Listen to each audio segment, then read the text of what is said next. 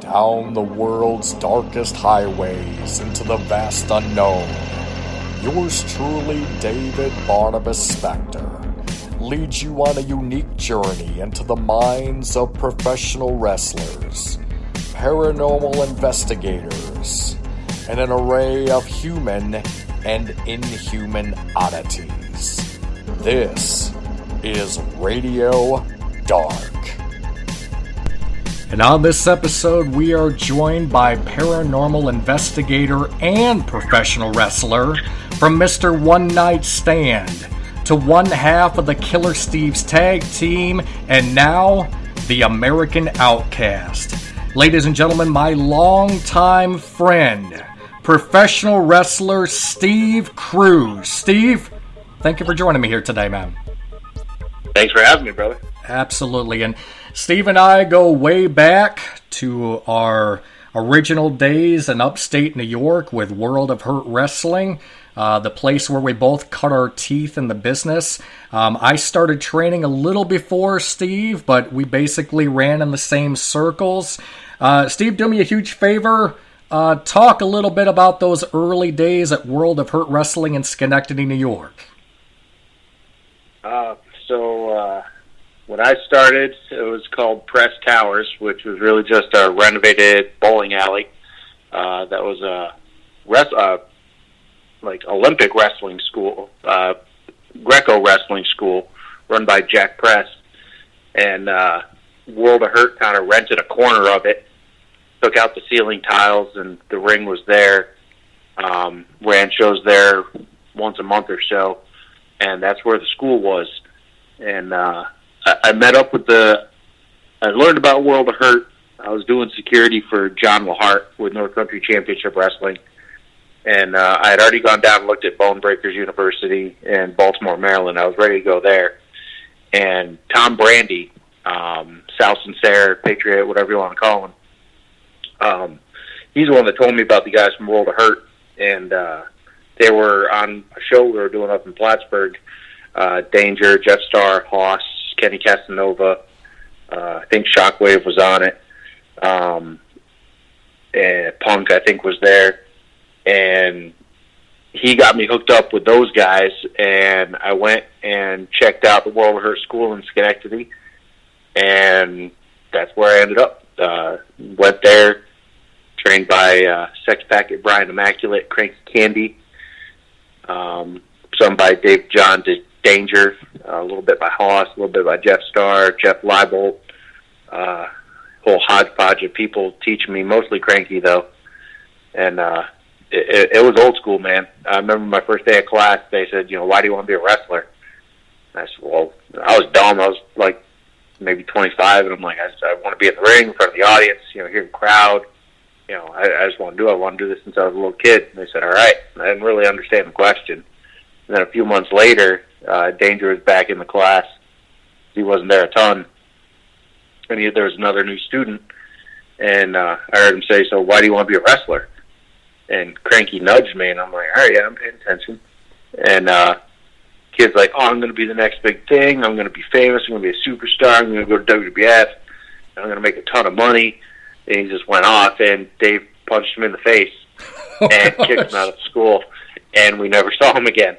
And I'm like, what the hell was that? And they go, that was the wrong answer. You gave the right answer. And I'm like, okay. And it was old school training, man. I'd say I went like 4 or 5 nights a week for 3 or 4 weeks and just got the crap beat out of me and didn't learn a thing. And then when I kept going back and going back and going back, then they finally, they started teaching me how to bump. And they started teaching me how to work. So that was the old school way. It's not what a lot of people find today. Well, yeah, and Steve and I, we were talking about this right before we went on air with the podcast this evening, and basically talked about the fact that back at that point, and we're talking about late 90s, very early 2000s, is at that point in time, there was still very much kind of a weeding out process where, there's a lot of individuals that love wrestling or passionate fans of wrestling, but that doesn't necessarily translate to them being great performers in ring. And, honestly, I think it's kind of cool that they were still adhering to, being a bit protective of the business at that point. That's one of the things that Brandy said. He told me that World of Hurt was a bunch of guys that wanted to make it and hadn't made it yet, and they were going to teach me how to be hungry and teach me how to do it the right way.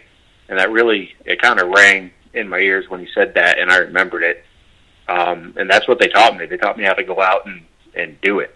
Like, take the bookings, work every weekend, do what you got to do. And I'm glad that I went to World of Hurt. Most definitely. That's that experience is something that stayed with me all these years later. I guess Steve and I, we're pretty close to the same age. I'm a little older than you, but there was a huge gap in time between when I originally started to train there and with what I'm doing modern day. And I'll say that at least the fundamentals that I learned at that point in time, stayed with me, to the fact that even, being a curmudgeonly old-timer as I am now, taking literally 12 years in between stints inside of a ring, I still knew how to take a solid flat back bump, still knew how to do some fundamental basics. My current trainer, Cody Hawk, has definitely helped to bring me way further up to speed. But, man, the stuff that I originally learned at World of Hurt still stays with me today, man. There's no doubt about it. Thinking back to that time, it really surprises me that Danger, Dave Deshawn, didn't end up doing more. He was a big guy. What was he, about 6'3", 6'4" at least? He was probably at least 6'3". With his boots on, he was probably 6'4", 6'5". He was a legit 300-pounder. He worked a lot with WWE. He did a lot of house shows. He did spot shows. He did TV. And I don't know 100% validity to this story, but what he told me and what he told all the boys, when Tough Enough, I think it was Tough Enough 2 came around. Maybe it was Tough Enough 3, but I think it was 2. They contacted him and wanted him to be on Tough Enough and play off that he had never been in a ring before. And his alleged answer to that was, I was just on TV for you guys last week. I'm covered in tattoos. They're going to know. And they're like, nah, fans are dumb. They're not going to know. And he didn't do it. He didn't go on Tough Enough. And, I know he did some house shows and spot shows after that, but I don't remember him doing much more after that. So I don't know if there was, the last thing I remember him doing, I think it was, who was the Nathan Jones? Yep, I was just about to bring that up, because that's what I remember, was that there was a segment on SmackDown with Nathan Jones, that huge, was he Australian? Just that giant dude. He's been in a lot of movies, but I know Dave did a segment with Nathan Jones and Undertaker, which, I mean, you get to work with Undertaker in any capacity. That's outstanding. Yeah, and Nathan Jones splattered Dave's nose across his face. Wow. Yeah, I mean, I have all the respect in the world for Dave Deshawn. I will say that when you're younger and opportunities come, I think I know I've made this mistake many, many times, as there's that thought in your mind of, there'll be a better opportunity around the corner, or, I'll take advantage of this at another point in time. But the reality, as you and I both know at this point, is that sometimes those opportunities are literally once in a lifetime. So I'm not questioning his decision. It was his decision to make, but I have to say that if that decision was presented to me, or I dare say you as well, we would have jumped all over that mudsucker. Oh, absolutely. And I mean, and this is wrestling. I mean, everybody's trying to, work everybody. So, was the story that we heard 100% true? Who knows? Sure. Was it work? Who knows? But that's the legend we were all told in the locker room. I got you. Well, taking the spotlight off from Danger and putting it back on Steve Kruz, you've had a nice lengthy Who'd that guy ever beat? You've been, a mainstay in upstate New York pro wrestling for quite some time. I definitely want to get to talking about 2CW, which was an organization that really was a predecessor to a lot of the super indies that have come about since that point in time. Your AIWs, your AAWs, even stuff like Evolve, all came after 2CW. If you would, talk about your time working for 2CW, how influential that particular group was, just some fond memories of that period of time. 2CW was born from the mind of Josh Jenneray, JD Love. We all met each other through UWA Ringmasters, which literally ran in a corner of a warehouse sectioned off by tarps in Syracuse. First time I went to UWA, as I was driving up to the venue, I'm like, oh, so this is how I'm going to die. I'm going to get murdered in some random warehouse in the middle of the ghetto in Syracuse. This is awesome. Our average fan turnout for UWA was like 12 when the weather was good. Because when the weather was cold, which I don't know how many listeners have been to Syracuse, it gets freaking cold in the winter.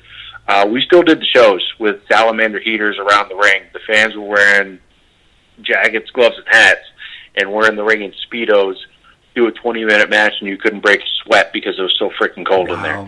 But that was the beginning of 2CW. UWA kind of folded. I don't know if it folded. No, it never really was. And Josh got this idea, and we did a show, and we did it at the Pastime Athletic Club, and the fans were nuts, and we gave them everything we got, and Spike Dudley was part of it from the get-go. He was kind of our name to help us gain a little bit of credibility, and I want to say it was our second or third show we did the On Center, and we packed it. We had the New Age Outlaws there. The Steves had a big feud at that point with All Money Is Legal, like 3 feds, 3 different states. For almost 3 years, we worked each other in some capacity, at least a couple of times a month, all over the place. And 2CW really took a strong hold on it. We ended up running like 7 or 8 different towns around New York, monthly. We had shows every month, not in each town, but and we ended up at some points we had 2,000 fans at shows. Wow. A lot of big names came in, WWE legends, and a lot of the guys that you're seeing right now on television were 2CW champions. Kevin Owens, Kevin Steen was 2CW champion. This guy, you might have heard of him, Brody Lee. He's making some kind of rumble again in the wrestling business. The night he got his contract, if I remember right, he had just won the 2CW championship in Watertown for like his second or third time. So Cesaro, he was in 2CW for a long time. I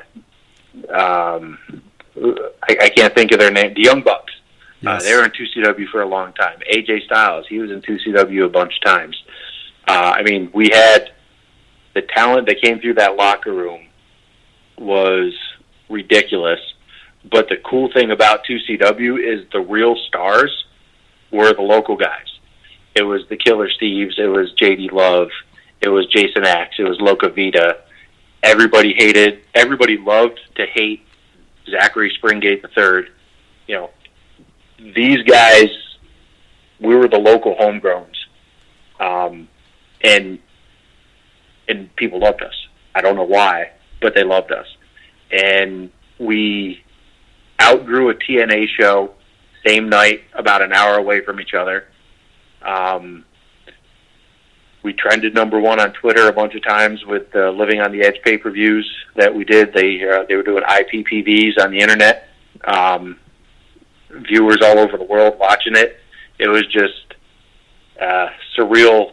The stuff that we did. A lot of the ECW guys, Spike Guido, a lot of the guys that came in, Blue Meanie,